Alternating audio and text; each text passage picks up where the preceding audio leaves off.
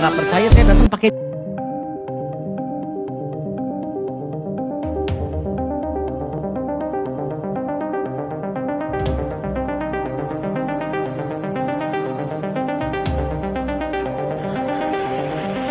Timnas Bahrain dilanda krisis besar jelang pertandingan kontra Timnas Indonesia pada tanggal 10 Oktober tahun 2024. Pelatih utama mereka Dragan Talajic kemudian terjerat skandal dan pengaturan skor pertandingan yang melibatkan banyak pemainnya. Masalah ini sepertinya adalah karma setelah sebelumnya Bahrain memutuskan untuk menggelar laga versus Timnas Indonesia di Bahrain Football Stadium yang mana lokasi ini sangat terpencil dan berjarak 600 km dari ibu kota Bahrain. Lebih parahnya lagi suhu ekstrim di sana dapat mencapai hingga sekian derajat Celcius melebihi suhu di Indonesia. Krisis ini semakin memperburuk situasi mereka, dan justru dapat berbalik menguntungkan Timnas Indonesia. Bahrain emang gak berhenti-berhentinya bikin kita geram. Saat ini Bahrain dilanda krisis internal dan eksternal. Pelatih mereka Dragan Talajic serta skandal yang dilakukan dan pengaturan skor yang semakin memperburuk situasi Timnas Bahrain dan mencoreng reputasi tim akibat krisis tersebut. Bahrain rela laku kala cara termasuk menggunakan siasat busuk jamu Timnas Indonesia. Siasat licik tersebut adalah menunjuk Bahrain Football Stadium sebagai venue untuk menggelar duel Bahrain versus Timnas Indonesia. Pijak Bahrain kabarnya telah mengajukan stadion tersebut kepada Konfederasi Sepak Bola Asia untuk menggelar laga kontra Timnas Indonesia. Dipilihnya Bahrain Football Stadium dirasa sebagai siasat licik untuk mengalahkan Timnas Indonesia pada matchday ketiga grup C kualifikasi Piala Dunia 2026 zona Asia. Pasalnya Bahrain Football Stadium terbilang sangat terpencil. Untuk menuju ke wilayah tersebut tak ada penerbangan langsung dari Indonesia ke Bahrain Stadium. Tak hanya itu, cuaca di sana terbilang cukup ekstrim yang dapat mencapai suhu 15 derajat Celcius. Hal tersebut jelas akan menyulitkan Timnas Indonesia yang biasa bermain di iklim tropis. Dengan suhu hangat, Timnas Indonesia akan menghadapi dua pertandingan penting dalam putaran ketiga kualifikasi Piala Dunia 2026 zona Asia. Pertandingan pertama dijadwalkan melawan Bahrain pada tanggal 10 Oktober tahun 2024 di Bahrain National Stadium Rifa.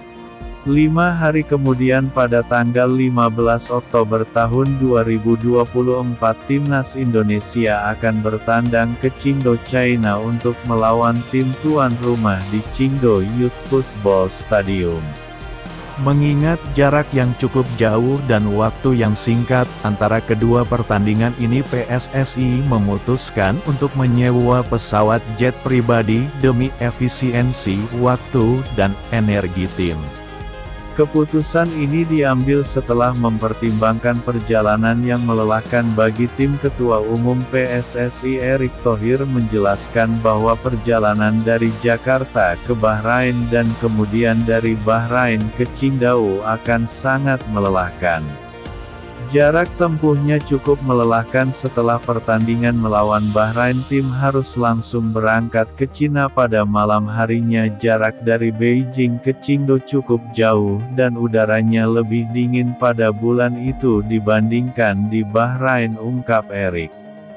Dengan menggunakan pesawat jet pribadi, Timnas Indonesia diharapkan dapat menghindari perjalanan panjang dan melelahkan yang dapat mempengaruhi performa para pemain.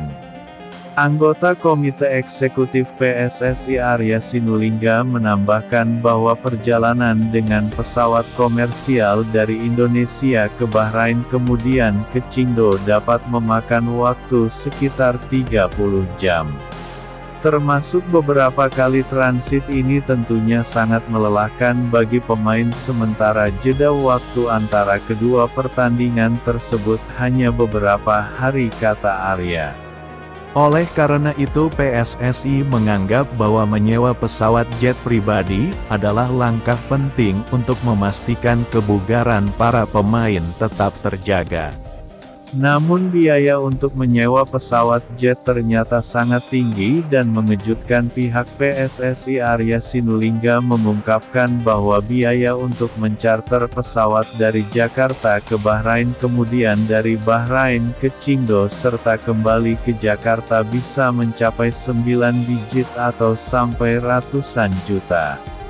Biayanya 9 digit untuk sekali jalan, kalau sempat kami ambil dari Jakarta ke Bahrain, setelah itu pesawatnya menunggu di Bahrain lalu ke Qingdao dan kembali ke Jakarta, biayanya sudah bukan lagi jelas, Arya. Biaya tersebut diperkirakan mencapai sekitar 900 juta rupiah untuk sekali jalan.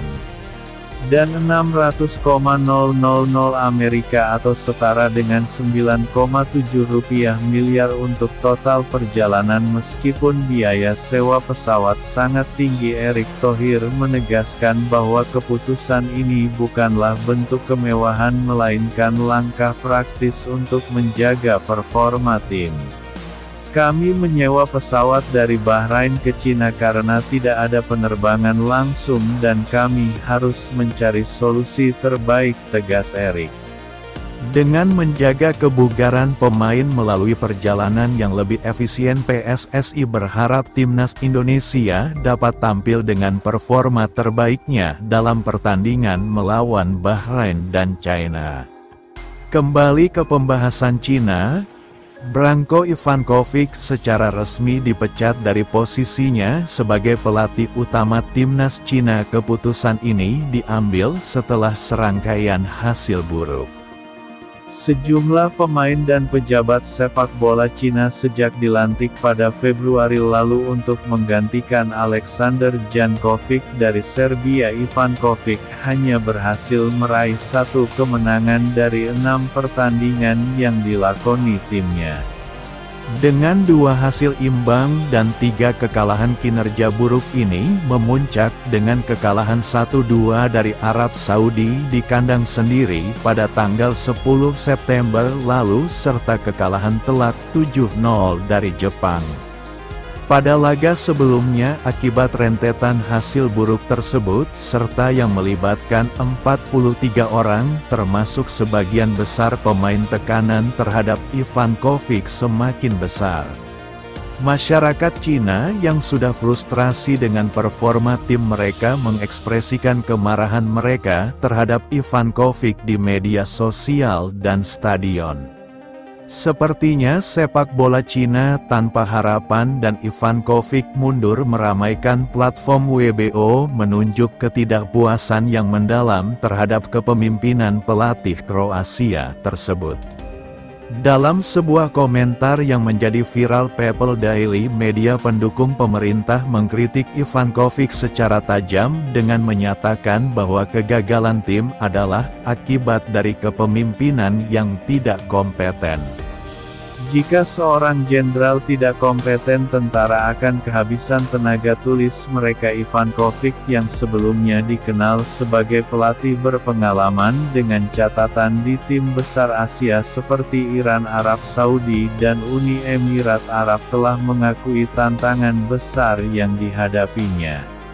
Meskipun ia tetap optimis bahwa timnas Cina masih memiliki kesempatan untuk bersaing di kualifikasi Piala Dunia 2026, kenyataan menunjukkan bahwa hasil-hasil buruk yang berkelanjutan telah merusak kepercayaan publik dan pejabat sepak bola timnas Cina.